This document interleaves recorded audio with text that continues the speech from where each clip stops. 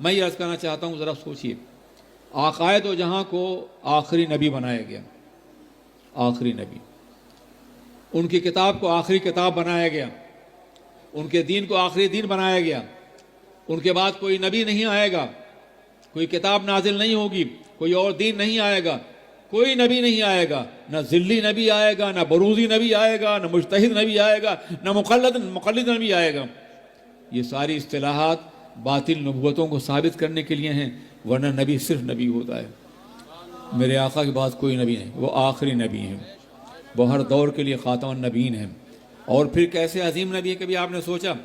اور انبیاء کرام دنیا میں آئے تو ایک محدود زمانے کے لیے آئے، محدود طبقے کے لیے آئے، محدود گروہ کے لیے آئے، محدود قبیلے کے لیے آئے، محدود خاندان کے لیے آئے، مگر میرے آقا ساری کائنات کے لیے آئے، پورے عالمین کے لیے آئے۔ کبھی آپ نے سوچا؟ رحمت للعالمین کہا گیا، کیا مطلب؟ تمام عالموں کے لیے رحمت ہے۔ تمام عالم کیوں کہا گیا؟ عالم کو جمع کیوں استعمال کیا گیا؟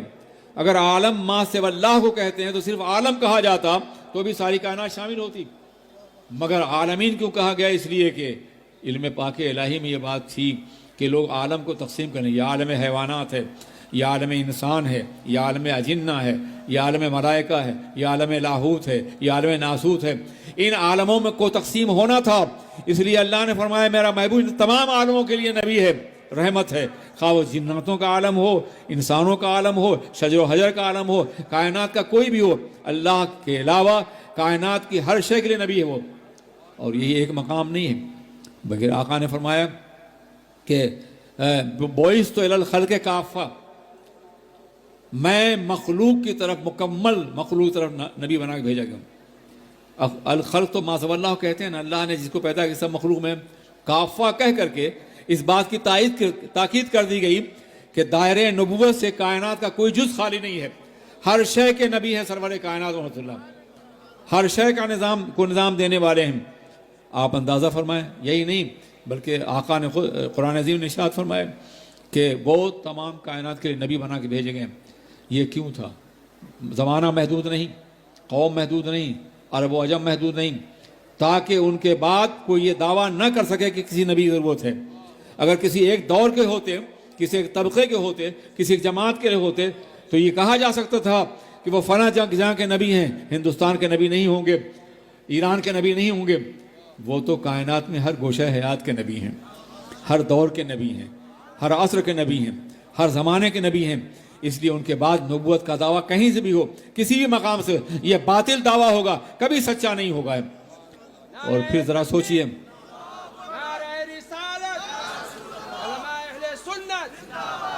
قرآن پاک کا اسلوب دیکھیے، جہاں جہاں قوموں کا تذکرہ ہوا ہے یا نبوت کا تذکرہ ہوا، من قبل کا، من قبل کا، من قبل کا، کہیں ایک مقام پہ من بعد کا بھی دکھایا گیا ہوتا، یعنی آپ سے پہلے تو انبیاء کرام آتے رہے ہیں، لیکن آپ کے بعد کوئی نبی نہیں آئے گا، کوئی دعویٰ نبوت نہیں کر سکے گا۔ عزیزان میں سے ایک تو وجہ یہ ہے کہ سرور کائنات ساری کائنات کے لیے رحمت بھی ہیں، کائنات کی ہر شے کے لیے نبی بھی ہیں۔ آپ پہچانیں یا نہ پہچانیں، کائنات کا ذرہ ذرہ انہیں پہچانتا ہے۔ اگر نہ پہچانتا تو پتھر نقشے کف پائے مصطفیٰ کیوں اتار لیتا؟ نہ میرے دل نہ جگر پر، نہ دیدہ تر پر، کرم کریں تو نشان قدم ہو پتھر پر۔ اگر نہ پہچانتا درست کلمہ کیوں پڑھتے؟ اگر نہ پہچانتا کائنات کا ہر ذرہ تو کائنات کے ذرے ذرے سے کلمہ توحید کی آواز کیسے آتی؟ اگر کائنات کی ہر شے نہ پہچانتی تو پہاڑ لرزتا ہو کیوں نظر آتا؟ یہ سب کچھ آپ نے دیکھا۔ اگر کائنات کی ہر شے نبی نہ مانتی تو ہرنی فریاد کیوں کرتی؟ آپ ذرا سوچئے، اونٹ فریاد کیوں کرتا؟ وحشت کے علاقوں میں اور جنگلوں میں آپ کے دامن کرم سے جانور لپٹ کیسے جاتے، پناہ کیسے مانگتے؟ کائنات کی ہر شے نبی سمجھتے تھی۔ اگر کائنات کی ہر شے نبی نہ سمجھتی تو کائنات کا ذرہ ذرہ ان کے قدمان ناز کو بوسہ دینے کی تیار کیوں نہ ہوتا؟ ہر شے کے نبی ہیں، عالم ملکوت کے بھی نبی ہیں، عالم لاہوت کے نبی ہیں، عالم ناسوت کے بھی نبی ہیں، اور وہ عالم جس کا کوئی نام نہ دیا جا سکے، پیغمبر اعظم اس کے بھی نبی ہیں۔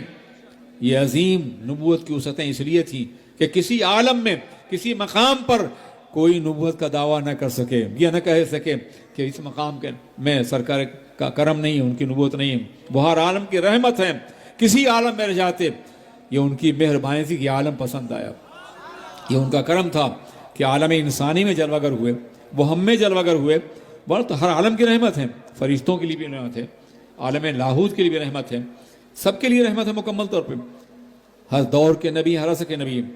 ایک اور سوال یہاں پیدا ہوتا ہے کہ آخر سرور کائنات ہی کو ساری کائنات کا نبی کیوں بنایا گیا؟ ان سے پہلے انبیاء کرام کو یہ منصب کسی اور کو کیوں نہیں عطا کیا گیا؟ جانتے ہیں اس کی وجہ کیا ہے؟ میرے معبود، میرے رب، میرے عالم الغیب پروردگار عالم کے علم ازلی میں یہ بات تھی کہ سرور کائنات محمد الرسول اللہ کا، ہمارے نبی کا جو زمانہ ہوگا، وہ زمانہ اپنی ترقیوں کے اعتبار سے بہت بے پناہ ترقی یافتہ ہوگا، اس لیے ان کی نبوت کو پوری کائنات میں پھیلا دو، مسلمان جہاں بھی جانا چاہے تبلیغ کر سکے اور دعوت کر سکے۔ اگر بالفرض یہ جناب موسیٰ کو نبی بنایا جاتا تو ان کی قوم کتنا سفر کر سکتی تھی، کہاں تک جا سکتی تھی، کیا دائرہ تبلیغ ہوتا اس کا؟ مگر مسلمان کا دائرہ تبلیغ پوری کائنات اس وقت ہے۔ آج کے دور کے وسائل کی بنیاد پہ، آج کے دور کے ذرائع کی بنیاد پر مسلمان ہر مقام پہ پہنچ سکتا ہے، ہر مقام پہ جا سکتا ہے، دعوت کر سکتا ہے۔ اس لیے سرکار کو پورے یونیورس کا اور پوری کائنات کا نبی بنایا گیا، آخری نبی بنایا گیا، ان کے بعد کوئی اور نبی نہیں گا۔ آخری نبی بنانے کے لیے ضروری تھا کہ چند باتیں ہمیشہ کے لیے محفوظ کر دی جاتی، کتاب محفوظ کر دی جاتی، عقیدہ الہ محفوظ کر دیا تھا، عقیدہ نبوت محفوظ کر دیا تھا، اور یہ تینوں اس طرح محفوظ ہیں کہ دنیا میں کسی قوم اور کسی کے اندر دعوت نہیں ہے کہ عقیدہ الہ کو اس قدر واضح، اس قدر روشن، اس قدر نمایاں پیش کیا گیا ہو، خدا کے عقیدے کو جس طرح قرآن عظیم نے پیش کیا ہے، جس طرح اسلام نے پیش کیا ہے، جس طرح خدا کے تصور کو بلکہ خدا کے عقیدے کو پیش کیا گیا ہے عزیزان ملت اسلامیہ۔ اور یہی نہیں بلکہ عقیدہ الہ کو ہر طرح کی کمزوریوں سے پاک کر دیا گیا ہے۔ ایک مغربی مفکر کہتا ہے پیغمبر اسلام کا سب سے بڑا کمال یہ تھا کہ انہوں نے عقیدہ الہ کو مرئی اور مجسم نہ بنا کے ہمیشہ کے لیے ذلیل ہونے سے بچا لیا۔ آپ جملے کو سمجھ رہے ہیں، ذرا مشکل ہوگا۔ یعنی اگر اللہ کا عقیدہ کسی مجسم شکل میں ہوتا، کسی تصویر میں ہوتا تو قدموں سے رونق دیا جاتا، مگر وہ ان تمام باتوں سے بلند ہے، حتیٰ کہ وہم و خیال سے بلند ہے۔ وہم کے وہی نہیں پہنچتا، خیال بھی نہیں پہنچتا، اے برتر گمان و خیال و وہم اس کی ذات ہے مکمل طور پر۔ وہم بھی طرح طرح کے ہوتے ہیں، خیال بھی طرح طرح کے ہوتے ہیں، نہ خیال کا اضطراب پہنچ سکتا ہے وہاں تک، اور نہ وہم کا وہم پہنچ سکتا ہے۔ سب سے بلند بنایا گیا یہ عقیدہ صرف اسلام کے اندر جو خود عقیدہ الہ ہے، جس میں کبھی کوئی وہ نہیں ہے، اور پھر ایسا کہ ایک اور تین کی غیر معقولیت بھی نہیں ہے، بلکہ ایک ہے وہ، جہاں شرک نہیں ہے، جہاں تقسیم نہیں ہے، جہاں ایسا نہیں ہے کہ خدا بھی ہے اور سولی پہ چڑھ رہا ہے، خدا بھی ہے اور معاذ اللہ گناہوں کا کفارہ بھی بن رہا ہے، ایسا نہیں ہے۔ وہ گناہ بخشنے والا ہے، وہ قادر مطلق ہے، وہ الہ ہے۔ یہی حال آپ ذرا سوچئے، یہی حال نبوت کا ہے۔ دنیا کے جتنے بھی لوگ دعویٰ دار نبوت ہیں ان میں کسی زندگی محفوظ نہیں ہے، کسی کی زندگی نہیں مکمل طور پر محفوظ نہیں، کچھ گوشے ہوں گے، حیات کے کچھ لمحے ہوں گے، مگر پوری زندگی محفوظ نہیں ہے۔ یہ صرف سرور کائنات محمد الرسول اللہ ہیں جن کی گوشی کا زندگی ہر لمحہ محفوظ ہے، ہر گوشہ حیات محفوظ ہے، کوئی چیز پوشیدہ نہیں ہے۔ آپ ذرا سوچیے، راویان حدیث نے میرے آقا کی زندگی کا ہر لمحہ محفوظ کر لیا گیا تاکہ کوئی بات تشنا نہ رہنے پائے۔ اور یہی نہیں بلکہ یہ ممکن تھا کہ راویان حدیث، صحابہ کرام، اصحاب صفہ، جتنے بھی روایت کرنے والے ہیں، یہ خارجی زندگی کو، غیر داخلی زندگی کو باضابطہ نقل کرتے، گھر کی زندگی سامنے نہ آتی۔ جناب عائشہ صدیقہ کو ان کے دامن کرم سے وابستہ کر دیا گیا کہ بیرونی زندگی بھی نمایاں ہو اور داخلی زندگی بھی نمایاں ہو۔ یہ ایک مصلحت تھی پروردگار عالم کی، یہ مصلحت تھی کہ جس طرح سے دنیا کے مرد قانون مصطفیٰ سے استفادہ کر رہے ہوں، دنیا کی عورتیں بھی، اگر ہماری ماں جناب عائشہ نہ ہوتی تو واللہ العظیم دنیا کی نصف آبادی عورتوں کی محروم قانون ہوتی، تشنہ قانون ہوتی۔ یہ وہ مصلحت تھی جس کی بنیاد پر حریر کے ایک ٹکڑے پر باضابطہ مشیت نے ان کی تصویر بھیجی تھی، یہ تمہاری شریک زندگی ہے، یہ تمہاری شریک حیات ہے۔ اور اس عمر میں جو عمر ان کے دامن جو سرکار کے دامن میں آئی ہیں، اپنے حافظے کے اعتبار سے، اپنی قوت کے اعتبار سے، اپنے عقل اور صلاحیت کے اعتبار سے اتنی عظیم تھی کہ اس عمر میں نہ آتی تو یقینی طور پہ اسلام مکمل نہ ہوتا، اسلام تشنہ رہ جاتا۔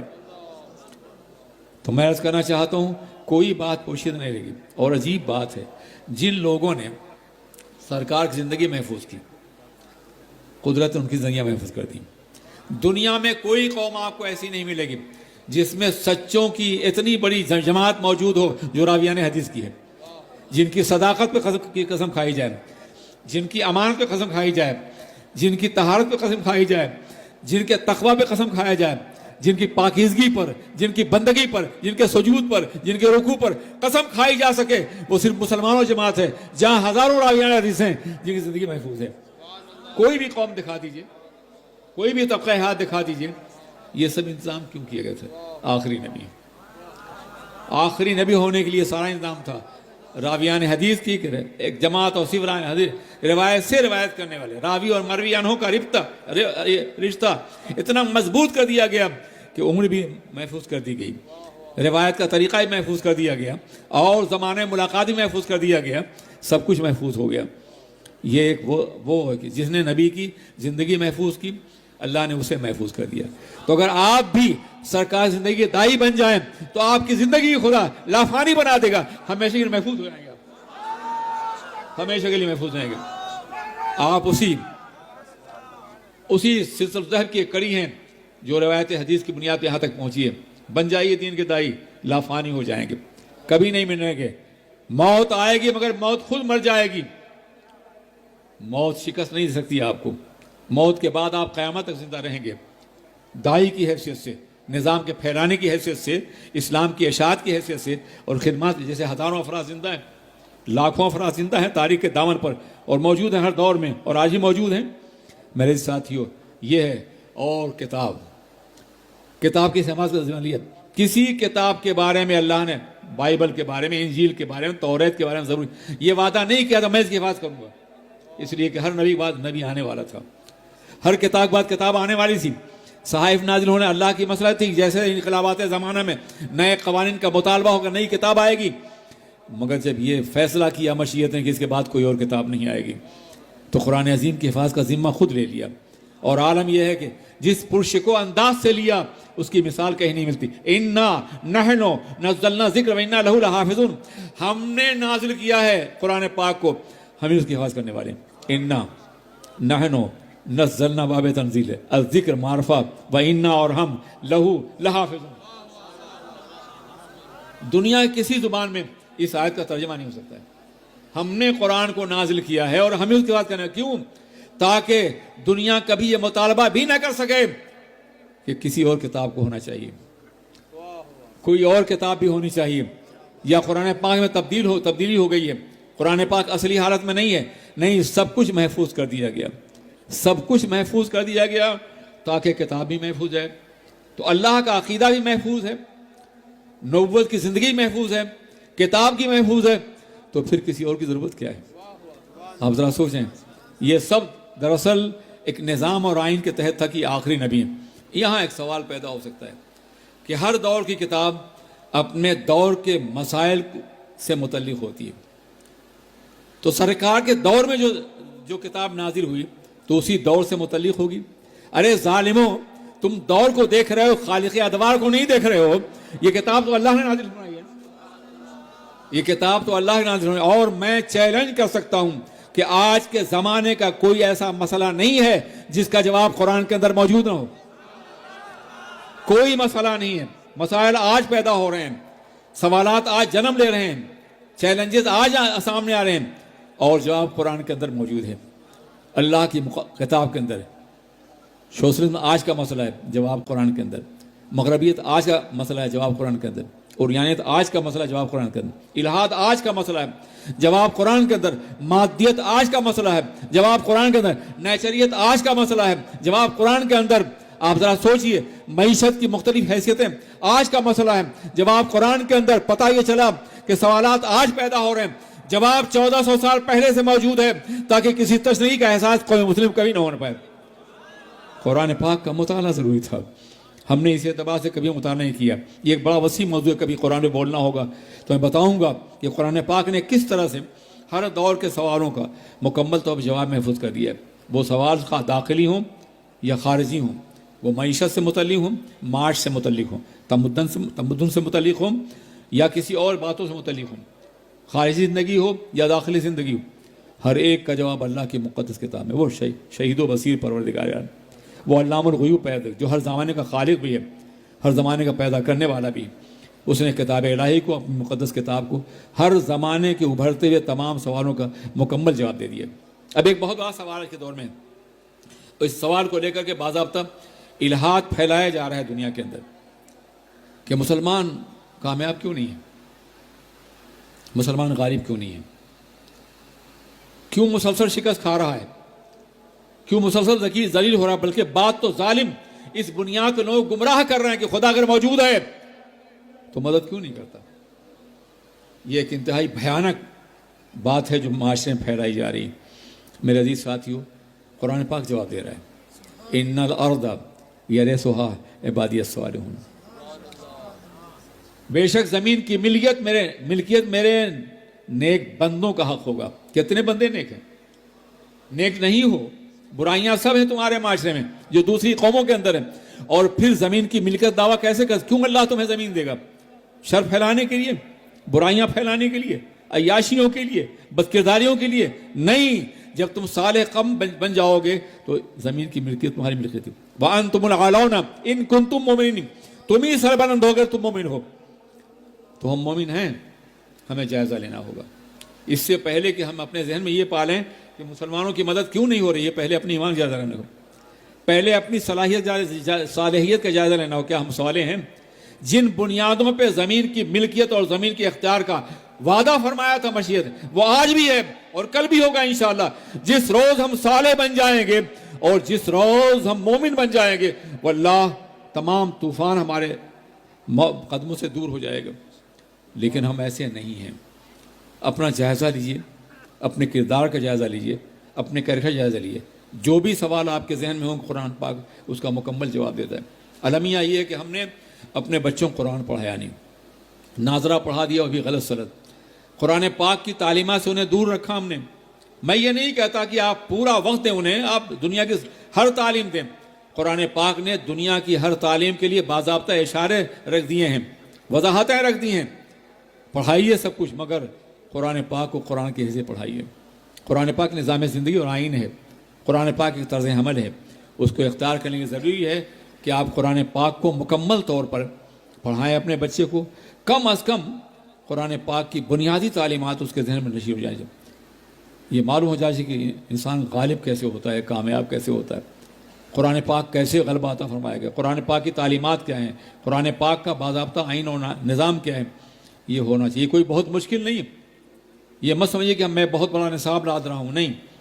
اچھے علماء کے ذریعے سے, اچھے ذاکرین کے ذریعے سے, اچھے دعات کے ذریعے سے آپ بچوں کو تعلیم دیں تاکہ تعلیم کے ہر گوشے پہ ان کی نظر ہو. میرے عزیز ساتھیو, تو سرکار کو آخری نبی بنایا گیا تھا, اور آخری نبی بنانے کی وجہ یہ تھی کہ وہ سارے سرچشمے ہمیشہ کے لیے سیار رکھے گئے جن سے نبوت کا نظام آگے چل سکے.